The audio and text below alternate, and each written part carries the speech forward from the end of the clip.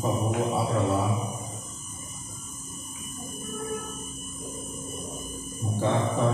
na primeira carta do apóstolo Paulo aos Coríntios, capítulo 1, apenas os 3 primeiros versículos.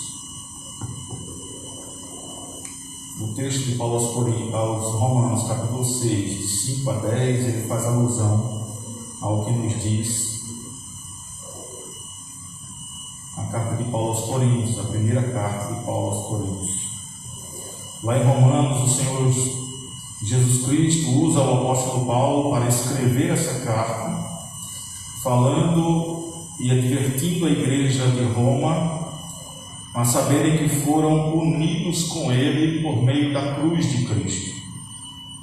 Por meio da crucificação do Senhor, nós deixamos o velho homem para que o corpo do pecado seja destruído e não sirvamos mais ao pecado como escravos.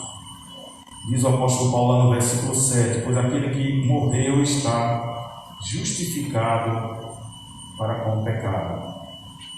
Agora nós vamos ver o resultado justamente do que o apóstolo Paulo adverte, não só ali em Romanos, mas para a nossa edificação essa manhã, na primeira carta de Paulo aos Coríntios, no capítulo 1.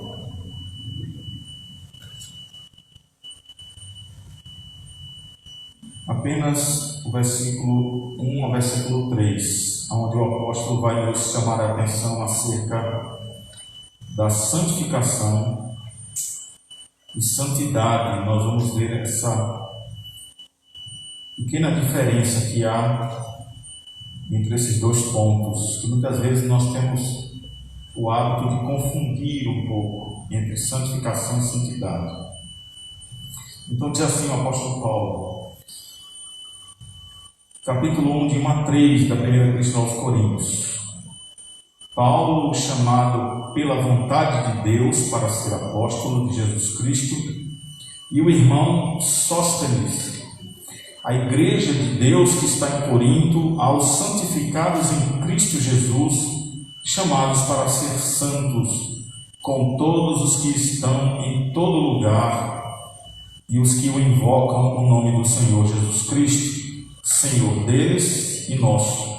Graça a vós outros e paz, parte de Deus, nosso Pai, e do Senhor Jesus Cristo. Amém.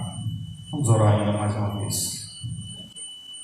Querido Deus, nós estamos diante da Tua presença mais uma vez, como igreja do Senhor, uma igreja redimida, uma igreja chamada, separada pelo Senhor, para a proclamação do Evangelho, mas também, acima de tudo, para sermos santos, para sermos servos que são santificados pelo Senhor Jesus Cristo, para ter uma vida reta diante do Senhor, para nos negar a nós mesmos, para negar o nosso velho homem, a fim de que possamos nos revestir do novo homem em santidade de vida. Ó Deus, sonda o nosso coração, retira do nosso coração qualquer tristeza, desânimo, qualquer tipo de lamúria, rancor ou mágoa, alegria da Tua salvação. Ajuda-nos essa manhã com a aplicação da Tua palavra à nossa vida, para que possamos aprender muito mais do Teu Evangelho, para a glória do Teu nome. É o que nós te oramos e rogamos tudo isso em nome do Teu Filho amado Jesus Cristo. Amém. O que lemos agora há pouco, na leitura primária acerca da carta de Paulo aos Romanos, lá no capítulo 6, de 5 a 10, é justamente o meio daquilo que temos a vida do crente em santidade de vida, do chamado daquele que morre, porque Cristo morre na cruz por ele, por nós, pela igreja. Nós precisamos estar cientes do velho homem que tem que ser morto, enterrado e nascer o novo homem, a nova mulher diante de Deus. Mesmo com toda a nossa dificuldade, com toda a nossa limitação, com toda a nossa impaciência, com todo o nosso desânimo, muitas vezes, em determinados momentos na caminhada cristã, que não é fácil, mas nós precisamos estar voltados para as Escrituras Sagradas, olhando não só para aquele texto do apóstolo Paulo lá em Romanos, e percebendo assim o quanto precisamos estar cientes do quanto Cristo fez por nós na cruz para nos tornar novas criaturas que viessem andar assim como ele andou. Então Paulo pega esse texto aí e o deixa conectado com a carta que ele escreve aos Coríntios, onde ele está escrevendo uma igreja que, apesar de abastada de dons, apesar de abastada de graça, mas estava com uma vida completamente complicada em termos de divisão, de falta de união, falta de unidade na igreja e, acima de tudo, também, com certeza, a falta de clareza quanto à vida cristã individualmente. Então, aqueles Coríntios tinham essa dificuldade, e Paulo não se nega aqui a prontamente estar escrevendo a esses irmãos para trazer uma visão clara do que as Escrituras nos chama a atenção, nos traz como advertência, para entendermos em detalhes o processo da santificação, o que é santificação na sua vida, o que é santificação na minha vida, na vida da igreja, e o que é santidade, que parece, pela palavra, tudo uma coisa só, mas não é. Paulo separa e diz o que é santificação e o que é santidade. Essas duas palavras, muitas vezes, elas são tidas por sinônimas, não é? Santificação e santidade, embora muito parecida quando você lê na pronúncia e muitas vezes na aplicação da nossa vida, elas não são sinônimas, e nem seus efeitos, aí, os seus resultados na vida do crente são a mesma coisa. E aí, qual a diferença dessas palavras que Paulo aplica no texto, não só lá, implícito no texto de Romanos, capítulo 6, mas explícito aqui no texto, quando ele escreveu aos Coríntios? Por exemplo, onde ele usa a palavra santificados, no versículo 2, ele escreve a igreja de Deus, que está em Corinto, e ele está escrevendo a essa igreja que ele chama de os santificados. Eu escrevo aos santificados em Cristo, chamados para ser santos. Aí você vai considerar essa expressão que ele está dizendo aí, chamado para ser santos, é que somos chamados para a santidade. No texto, o apóstolo Paulo sauda os crentes, a esse texto que lemos agora da igreja de Corinto, fazendo essa distinção aí. É por isso que é preciso uma leitura não rápida, uma leitura não com falta de consciência. Precisamos, quando lermos as Escrituras, não se preocupe em correr muito, não se preocupe em saber que a leitura da Bíblia ela pode ser feita dentro de você lendo 3 capítulos por dia, em um ano você está lendo a Bíblia. Não adianta correr para bater recorde e dizer eu leio a Bíblia em 6 meses, então 2 vezes por ano eu praticamente leio a Bíblia. Mas se não há entendimento, se não há aprendizado, se não há meditação na palavra para poder tirar as verdades bíblicas e aplicar a vida, não adianta muito. É como quem passa correndo com um outdoor, apesar de grande, de imenso, com grandes letras, com letras garrafais, você passa e diz, eita, finalmente o que é que está ali escrito? Porque eu passo todo dia aqui, mas passo a 80, 90 por hora e não consigo ler direito, eu pego só a passagem assim muito rápida. Então nas Escrituras você precisa parar, você precisa orar e pedir entendimento ao Senhor para que o Espírito Santo ilumine a sua mente e lhe mostre a essência da Escritura, o que é que Deus está falando, o que é que Ele está dizendo.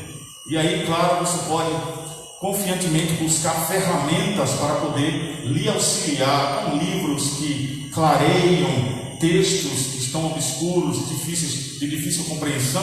Então você pode aprender desse jeito, você pode usar esses livros, essas ferramentas que ajudam nessa compreensão, além dos estudos que são dados na igreja, não é? A liderança, quando está ensinando, é justamente para a gente aprender essas verdades. Então, em primeiro lugar aqui, o que é que Paulo está nos ensinando? Ele nos ensina a partir da pergunta, o que é santificação? Se hoje alguém perguntar a você, olha, você é um crente, você é de onde? Eu sou da igreja presbiteriana e tal, ou independente dela, como crente, o que é santificação na sua vida? Então Paulo começa ali explicando no versículo 2, quando ele está dizendo assim: aos santificados, é para quem ele escreve, em Cristo Jesus. E o verbo ali, santificar, lá no original, perceba que ele sofre a ação para o qual ele nada contribuiu. Então você vai começar a aprender aqui nesse texto do versículo 2 que santificação, né, ou quando ele chama aos santificados, ele está dizendo: vocês que foram santificados, fomos santificados por alguém, por alguma coisa. Aí ele na mesma frase diz: aos santificados em Cristo.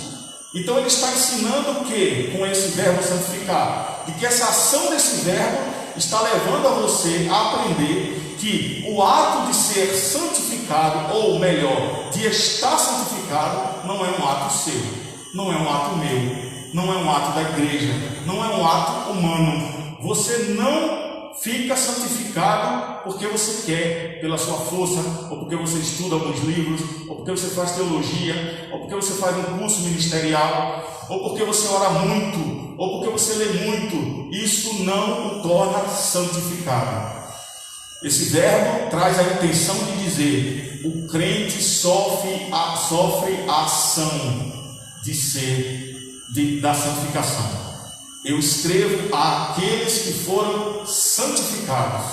Jesus vos santificou. Vocês não participaram em coisa alguma desse santificar aqui. Então, essa palavra já quer dizer isso. Quando você lê o texto, você vai saber: eu fui santificado porque Cristo me santificou. Eu não fiz isso por mim mesmo. Então, aqueles crentes aqui, que eram a igreja de Deus, a quem Paulo escreve, foram santificados por Deus.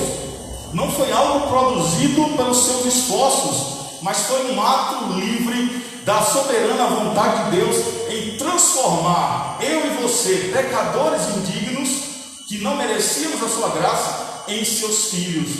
E filho de Deus é santificado por Ele. Deus, segundo as Escrituras Sagradas, é um Deus santo. Assim como os anjos proclamavam, está lá em Apocalipse ou Isaías capítulo 6, que Ele é santo, santo, santo. Se o Deus é santo e Ele é nosso Pai, os seus filhos são santos também, nesse sentido. Não é o santo de ser bonzinho, mas é que fomos santificados pela santidade de Deus. Fomos separados do mundo para não fazer o que o mundo faz, porque somos filhos de Deus. Então, essa é a explicação que o apóstolo Paulo nos dá. O mesmo sentido que se usa aqui para santificados, para santificação, está lá no verso 30. Se você for lá na sua escritura, vá para ver o verso 30 desse capítulo aí, você vai ver Paulo dizendo o seguinte: mas sois dele em Cristo Jesus, o qual se tornou da parte de Deus sabedoria e justiça, santificação. Olha aí, vocês foram santificados e remidos, que é a redenção que também se encontra no texto. Então, versículo 30, Paulo fecha aquilo que ele diz lá no versículo 2: vocês foram santificados pelo Senhor. Então veja, tanto no verso 2, agora você vai concluir, e no verso 30, mostra Paulo aqui que a obra de santificação que Deus realiza nos nossos corações é por meio de Jesus Cristo, não é da nossa parte. Não amanhecemos e ligamos o botão da santificação e ficamos santificados. Não bebemos a água que foi ungida em cima da televisão ou do rádio e ficamos santificados. Não é assim que funciona. Fomos santificados em Cristo Jesus, porque Ele é a nossa santificação. Ele é santo de eternidade a eternidade, sem variação de mudança, sem mancha de pecado. Ele é eterno, Ele é o Deus soberano, santo. Só Ele tem o poder de nos santificar. Então Paulo aqui está lembrando aos irmãos da igreja de Corinto que eles receberam essa bênção, dentre tantas bênçãos que eles receberam lá na igreja, e receberam da parte de Deus sem merecimento algum. Não merecíamos, mas Ele nos concedeu, porque Ele quis assim fazer, pela sua livre vontade. Depois disso, ele nos mostra o que é santificação, e aprendemos agora essa manhã que a santificação é um processo feito por Deus em nós e não temos participação alguma, apenas recebemos aquilo que não merecíamos. Ele faz isso quando lemos o verso 2 e o verso 30, que são complementos. Depois disso, ele lembra aos irmãos lá de Corinto agora o que é santidade. Agora você vai entender santificação, o que foi, e agora o que é santidade. Então, assim como ele disse lá no verso 2, que ele escreve aos chamados santos, não é? E esse, ainda lá no original grego, né, no qual Paulo escreveu, a frase traduzida, podemos traduzir literalmente, é chamados de fato. Chamados santos é chamados de fato. Esse chamado de fato aí é um chamado efetivo para ser santo. Veja, ele nos santifica e nos chama eficazmente para andarmos em santidade.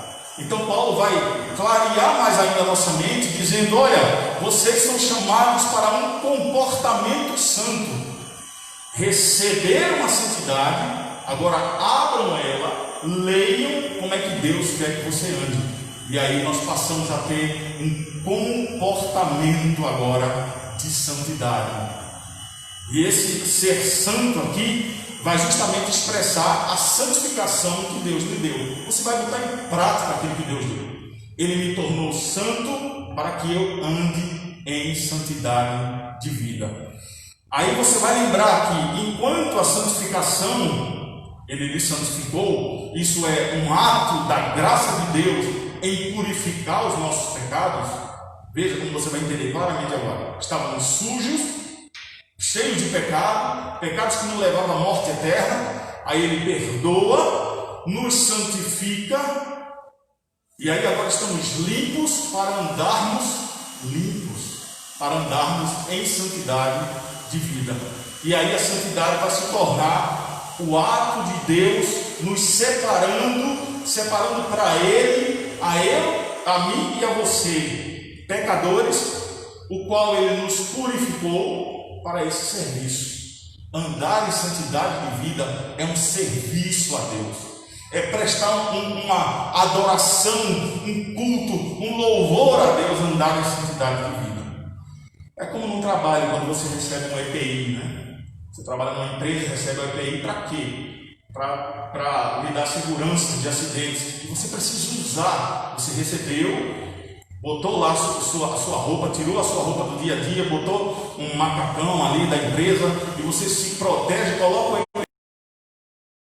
esse EPI. Porque as pessoas vão ver que você está protegido. E toda e qualquer coisa que vier lhe atingir, você está protegido. Então, Ele nos tornou santos para andarmos em santidade de vida, e essa santidade, esse caminhar em santidade, vai nos proteger do mal, vai nos livrar das setas malignas, vai nos proteger daqueles que nos acusam, não é? A pessoa anda em santidade, não, ali é crente, é servo de Deus, é íntegro, é verdadeiro, é honesto, ele anda, só falta o ímpio dizer, ele anda em santidade de vida, porque ele não comete erros em que os ímpios estão errando. E Paulo chama a atenção desse jeito aos coríntios, justamente por quê? Porque ele chama a atenção aos coríntios das coisas que eles faziam, que eles estavam errando lá na igreja, e dizendo: vocês estão fazendo coisas que até ímpio não faz.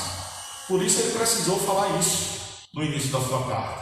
Já saudaram aos irmãos, lembrando a eles de que Deus os santificou e eles deviam andar agora em novidade de vida. É o que ele fala lá em Romanos 6. Por isso, irmãos, santificação é o ato da graça de Deus nos purificar. Ele nos santificou.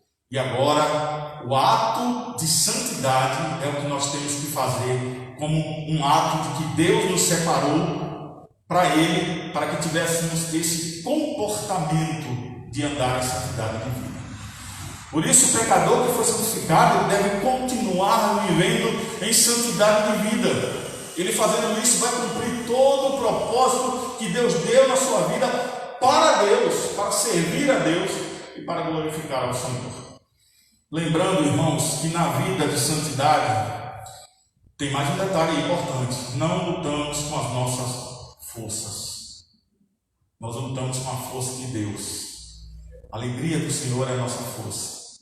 Lembra de Paulo escrevendo sobre a armadura de Deus? Essa armadura é como uma vida de santidade. Você se reveste, Deus lhe revestiu dela, lhe deu, lhe santificou para você andar com ela. E aí você não anda pela sua força.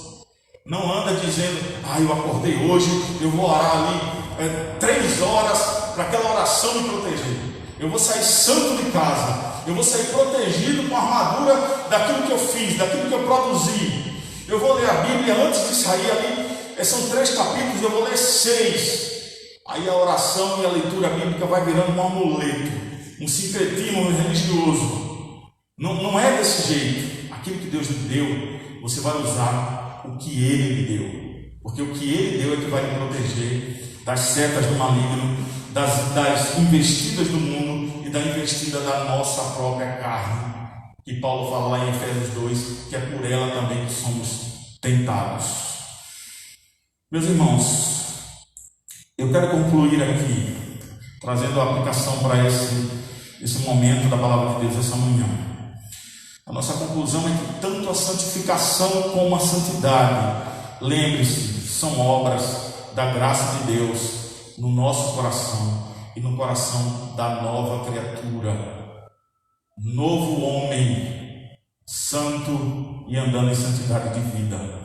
E o resultado dessas verdades para nós, em primeiro lugar, é no final lá do verso 2, do versículo 2, na sua Bíblia, leia aí: com todos os que estão em todo lugar, que invocam o nome do Senhor Jesus Cristo, Senhor deles e nosso. O resultado é em todos aqueles que foram santificados pelo Senhor e que andam em novidade de vida. Essa santidade será com todos, em todo lugar, naqueles que invocam o nome do Senhor Jesus Cristo. Ou seja, a santificação e a santidade, elas geram comunhão com Cristo, o nosso Salvador. Mas não só com Cristo, não só nessa comunhão vertical, mas gera uma comunhão horizontal com a cruz. Gera comunhão com Cristo e gera comunhão com a igreja, com o corpo de Cristo. Você foi purificado, você foi santificado por Deus, tornou-se separado por Ele para viver em santidade de vida. E viver isso por Ele, para Ele, para viver em comunhão com Ele e com todos aqueles também que receberam da mesma graça. Por isso que Paulo diz: com todo aquele que invoca o nome do Senhor Jesus Cristo. Então a minha comunhão vai ser com vocês aqui, a minha comunhão vai ser com os irmãos de casa, a minha comunhão vai ser com a igreja de Cristo espalhada por todo o mundo, por todos aqueles que confessam o nome do Senhor Jesus Cristo, que receberam da mesma graça de serem santificados para andarem em novidade de vida.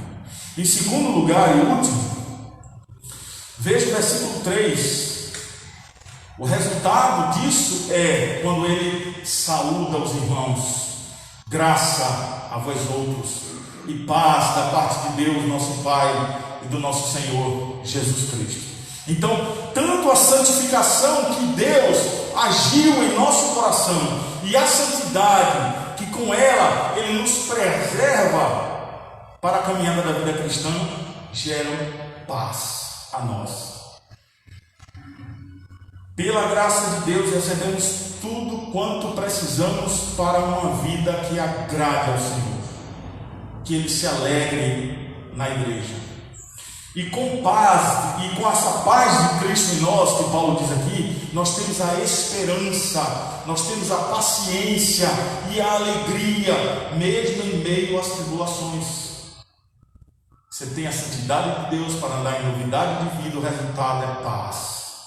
Para no meio da tribulação você estar em paz. Santificação, irmãos, é Deus nos purificando. Santidade é Deus nos capacitando a andarmos de modo digno da nossa vocação, ao qual fomos chamados. E Paulo, fazendo essa introdução aqui da sua carta, fez uso dessas verdades para aqueles irmãos de Corinto, chamando a atenção dos irmãos para o fato de que, como santificados e santos que eram em Cristo, como diz aqui o texto, eles estavam distantes disso. Por isso a advertência. Eles estavam distantes de como eles deveriam viver em Cristo Jesus e como deveriam viver de fato uma vida cristã. Diversos pecados na igreja existiam ali, desde o partidarismo, daqueles arrogantes que estavam lá criando o grupo de Paulo, de Apolo, de Cefas, até os atos de incesto que havia dentro da igreja. Tudo isso aqui mostrava que eles estavam se esquecendo, ou pior, pouco se importando para o fato de que Cristo os santificou e os separou para si, para que eles vivessem de forma digna, maravilhosa, correta, fazendo a obra de Deus, que Deus já realizara nos seus corações. Por isso, queridos irmãos, precisamos e devemos seguir a instrução da coração cheio de gratidão a Deus por essa santidade e por essa santificação que Ele nos concede. Precisamos ter coração grato a Ele por tudo que Ele fez e pelo que Ele continua fazendo diariamente nas nossas vidas. Precisamos, de fato, ser testemunhas para o próprio Deus de que fomos salvos, mas, acima de tudo, também ser testemunhas para o mundo de que fomos salvos, de que fomos santificados para viver em santidade divina.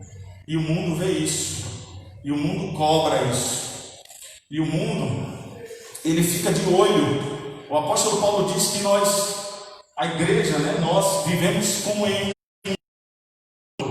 onde estamos no palco e qualquer movimento, essa palavra observando, está olhando, olha os atores que estão ali proclamando o Evangelho, naquilo que falam, naquilo que ouvem, naquilo que veem, naquilo que pensam, naquilo que dizem, em todo o comportamento, eles procuram ver erros, e estavam achando esses erros na igreja de Corinto. Por isso Paulo os adverte, dada a santificação, explicando para que eles pudessem entender e andar corretamente. Que seja assim para a glória de Deus a igreja de São Paulo. Que seja assim para a glória de Deus todas as igrejas genuinamente protestantes que professam o nome de Cristo, que professam a ressurreição do Senhor, assim como vamos celebrar nesse momento, nos lembrando que precisamos andar em novidade de vida, conforme o Senhor nos santificou. Que Deus nos abençoe, que Deus continue nos dando a sua graça, meus irmãos. Amém. Eu convido aos irmãos a estarem prontos a esse momento da ceia do Senhor, a poderem celebrar a ceia do Senhor. Já aí na carta de Paulo aos Coríntios, você vai lá para o capítulo 11, vamos fazer a leitura da palavra de Deus acerca da ceia do Senhor. Capítulo 11 da primeira carta aos Coríntios. Primeiro, vá para o capítulo 11. Você também em casa, abra as Escrituras para estar assim acompanhando esse momento de comunhão. Eu quero convidar ao presbítero Libânia a estar conosco aqui para nos ajudar na distribuição dos elementos. Quero convidar o diácono Ney, pode estar conosco, por favor, aqui conosco também para nos ajudar na distribuição dos elementos. Já que o Carlos está com outras atribuições ali, já desde manhã que ele está na. Pedimos que os irmãos auxiliem nesse momento da ceia.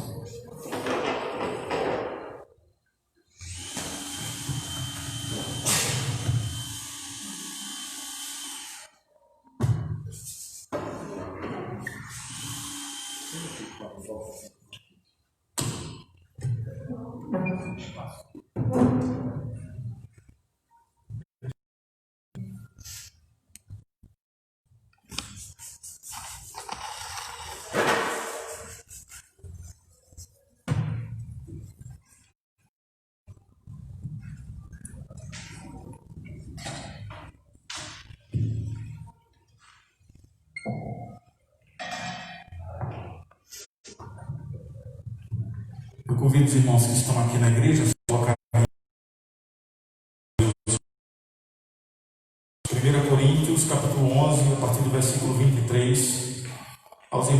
casa também estejam acompanhando conosco a leitura para o momento da instituição da ceia do Senhor.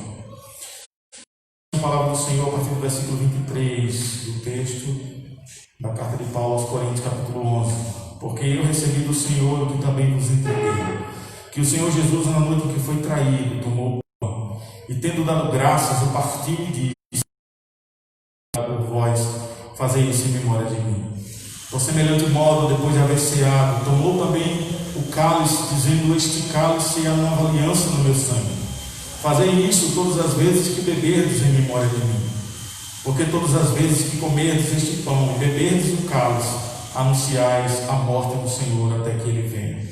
Por isso, aquele que comer o pão ou beber o cálice do Senhor indignamente será réu do corpo e do sangue do Senhor. Examine-se, pois, o homem a si mesmo, e assim coma do pão e beba do cálice, pois quem come e bebe sem discernir o corpo, come e bebe juízo para si. Eis a razão porque há entre vós muitos fracos e doentes, e não poucos aqueles que já morreram. Porque se nós julgássemos a nós mesmos, não seríamos julgados. Mas quando julgados, somos disciplinados pelo Senhor, para não sermos condenados pelo mundo. Amém.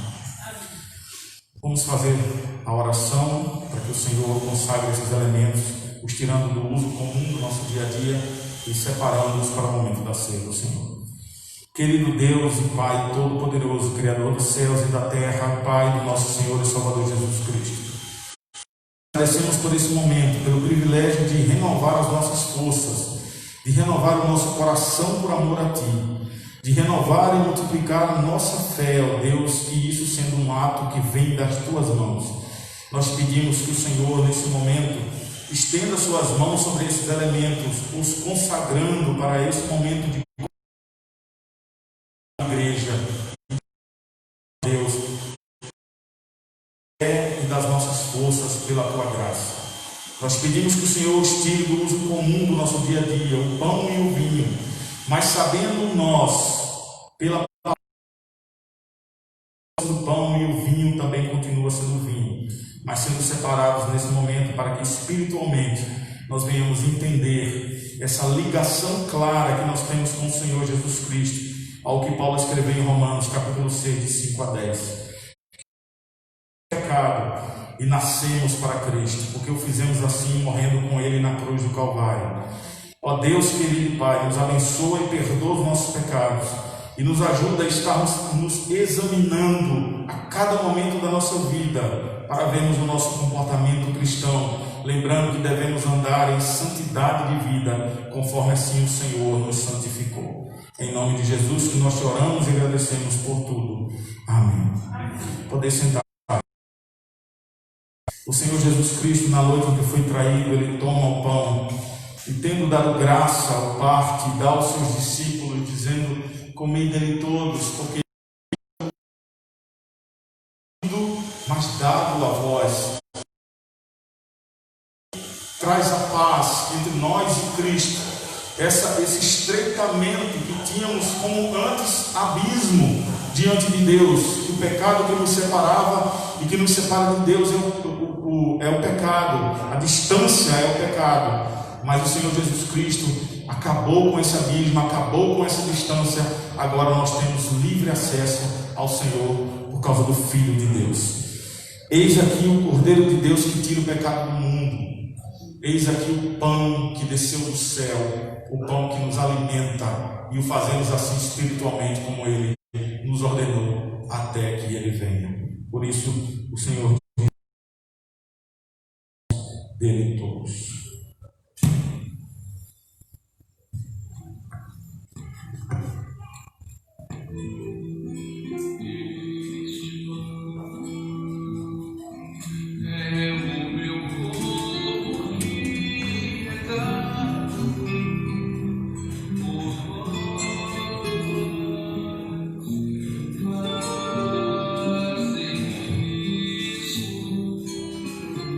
Em memória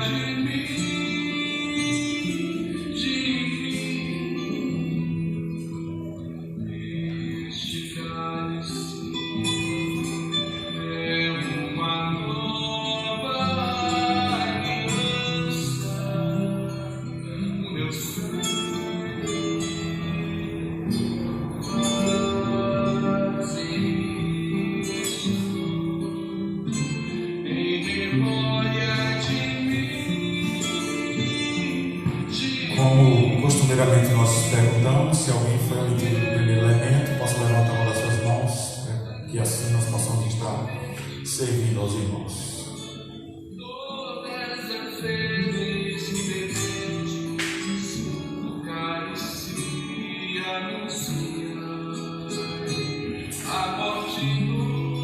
Por semelhante modo, depois de haver ceado, o Senhor Jesus Cristo toma também o cálice em suas mãos, e tendo dado graças, o deu aos seus discípulos, dizendo: este é o meu sangue, o sangue da nova e eterna aliança, que foi derramado por amor de vós.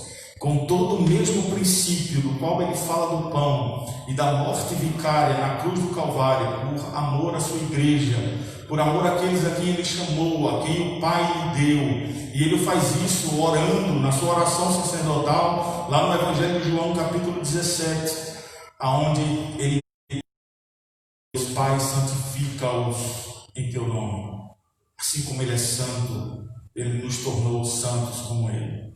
Nós agradecemos a Deus por esse momento e por isso, assim juntamente com ele, quando ele dá o cálice aos discípulos e dizem: bebam todos, ele diz para nós também e para a sua igreja: bebam todos, façam isso em memória de mim, até o dia que eu retorne.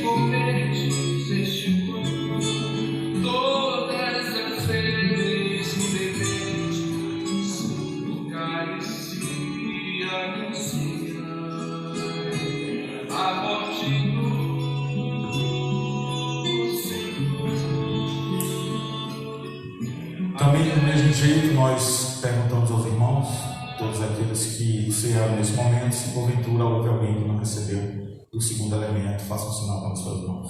Até que ele venha,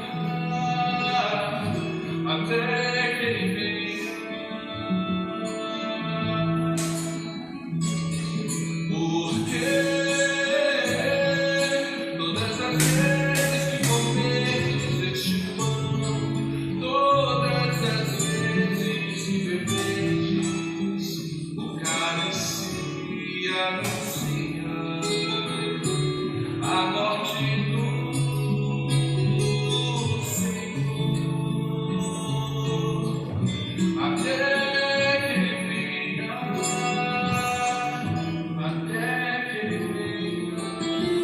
Nós convidamos a todos os amados irmãos aqui da igreja que se coloquem em pé e nós fazemos a oração final para esse momento da devocional, já de antemão agradecendo ao Senhor por esse momento da ceia do Senhor, da comunhão com o Senhor. Nós vamos orar e estarei também impetrando a bênção apostólica como parte do momento do culto, para logo depois seguirmos para a parte do estudo da escola dominical. Senhor, querido Deus e Pai Todo-Poderoso, nós te agradecemos por todo momento que vivemos até aqui. Obrigado, Pai, pela tua ajuda, pela tua direção, pelo teu consolo e conforto nos nossos momentos difíceis. Quando chegamos na igreja, muitas vezes até com a alma quebrada, com o coração machucado, com os nossos pensamentos vagueando por outros lugares que não seja a tua igreja, que não seja diante de estar na tua presença. Nos ajuda, Senhor, a nos concentrar em ti, a louvarmos e engrandecermos o teu santo nome. E eis aqui um momento extremamente piedoso, zeloso e forte para o alimento da tua igreja, o momento da ceia do Senhor. Obrigado, Senhor, por nos alimentar espiritualmente, por fazer de nós, ó Deus, vasos de bênçãos para a tua glória e para a tua honra. Continua nos ajudando, Senhor, que a tua graça que nos mantém em pé, assim o faça e fará até o dia de Cristo Jesus. palavra de Deus. Temos por tudo em nome de Jesus Cristo. Amém. Recebam a bênção, meus irmãos. Que a graça e a paz do nosso Senhor e Salvador Jesus Cristo, que o amor de Deus, do nosso eterno e soberano Pai, com a comunhão e a consolação do Divino Espírito Santo, que essa repouse sobre os vossos corações, sobre a Igreja de Cristo, espalhadas para a face da terra, hoje e sempre. Amém. Podem assentar-se, irmãos. Eu quero aproveitar já esse momento aqui da ceia para informar, antes do momento da oferta e dos dízimos, para dar uma informação acerca da ceia. Estamos aí planejando todo domingo de ceia. Esse é um aviso aqui para a igreja, mas principalmente também para os que estão em casa, que é o que vai valer muito mais para eles, né? Todo domingo de ceia nós estamos fazendo o primeiro domingo de ceia pela manhã e o terceiro domingo também de ceia pela manhã, por conta que estamos abrindo só na escola dominical. Então, nesses domingos de ceia, quando terminar o culto, eu estarei preparando a ceia pelo menos para 3 irmãos que estão em casa, que não estão podendo vir à igreja. Então, já tem a ceia preparada, então já dá para sair. E logo depois que terminar a escola dominical, eu vou a 3 irmãos previamente avisados. Vamos combinar próximos à igreja, onde vai dar tempo a gente se deslocar para 2 ou 3 residências. E durante a semana nós vamos levar essa ceia na casa dos irmãos mais distantes, com toda a segurança, usando luvas. E quero combinar também com esses irmãos que, se possível, prepare o pão em casa. Não é? Use a sua higiene para estar preparando. A quantidade de irmãos em casa será a quantidade do que você vai separar no pão. Eu saio daqui com o vinho e aí nós ministraremos a ceia do Senhor na sua casa, tá bom? Então, isso é uma forma importante da gente manter a comunhão, fortalecer os irmãos, tirar o desânimo de um momento de pandemia tão difícil. Então, nós faremos isso com bastante segurança, distanciamento, uso de máscara, uso de álcool gel e uso de luvas na ministração do vinho. E o pão, eu peço por gentileza que você use de casa. Você já separa em casa. O pastor está vindo para dar a ceia, eu separei meu pedacinho de pão. Não tem problema, não é obrigado a ser o pão de caixa. Pão francês, né? Pega o miolinho lá dele, separa o pedacinho e a gente vai lá orar e consagrar e ministrar a ceia do Senhor. Então nós vamos combinar aí com a diaconia para domingo, primeiro domingo lá de outubro, logo de manhã. Quando terminar a ceia aqui, terminou a escola dominical, eu saio já direto para casa daqueles irmãos que combinamos, né, que acertamos antecipadamente e que já vão estar esperando. Será um momento muito breve, apenas para a ministração da ceia, não é uma visita longa, para que a gente possa ministrar essa ceia a uma quantidade boa dos irmãos aos domingos e depois programar para aqueles que moram mais distante, a gente poder levar durante a semana fazendo o mesmo processo. Então, esse é o aviso com relação à ceia do Senhor. Continue orando por isso, para que Deus continue nos motivando e nos abençoando a cuidar das ovelhas de Cristo em nome de Jesus. Amém. Vamos ao momento da escola dominical.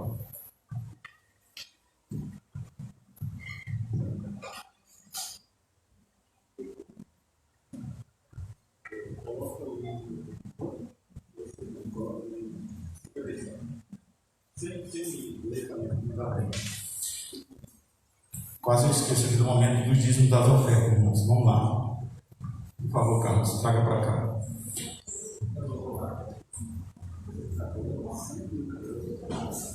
Nós vamos abrir os nossos inários, né? Mesmo você aí assentado, depois você vem aqui para o momento da oferta e do dízimo. Abra o seu inário no hino de número 114 do seu novo canto. Você em casa também, abra o seu inário no hino de número 114. Hino de número 114, para podermos concluir aqui a parte dos dízimos e das ofertas.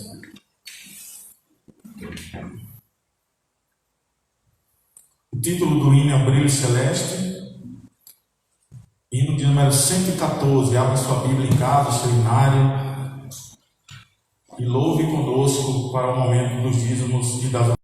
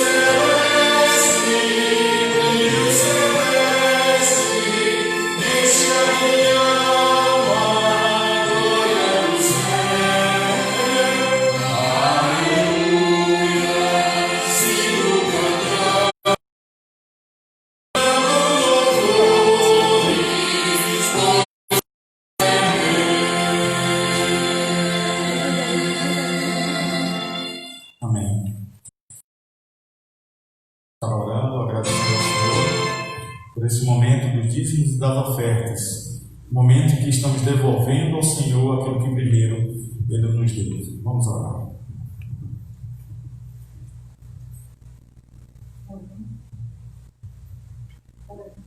Senhor nosso Deus, nosso Pai, nós, Senhor, mais uma vez estamos em Tua presença, louvando, agradecendo Teu nome, Senhor, por tantas graças e maravilhas, Senhor, misericórdias que Tu tens sempre disponibilizado, Senhor, para nós, mesmo sem merecer, Senhor. Enquanto Tua igreja, nós Te agradecemos pela oportunidade de estarmos aqui cultuando, louvando a Ti e também participando, Senhor, da Santa Ceia, Senhor, comungando com o Teu corpo e o Teu sangue, Senhor. Nesse momento de dedicação e ofertório, nós também apresentamos a Ti as nossas vidas, sendo gratos a Ti, Senhor, por tudo que Tu tens nos dado de sustento, Senhor. E pedir, Senhor, Tua misericórdia sobre aqueles que puderam contribuir, que o Senhor continue multiplicando, Senhor, e também aqueles que não puderam, que o Senhor continue abençoando e abrindo as portas para que possa assim fazer, Senhor. Agradecemos também pela Tua igreja, pedimos que ela continue, Senhor, sendo instrumento de louvor a Ti, seja através da contribuição com os seus compromissos e também com a obra social e a obra missionária, Senhor. Que tudo que esteja sendo feito, Senhor, seja para a honra e glória do Teu nome. Dessa forma nós Te pedimos e Te agradecemos por tudo e oramos juntos. Tudo vem de Ti, Senhor, e do que é Teu Te damos. Tudo vem de Ti, Senhor, e do que é Teu Te damos. Amém.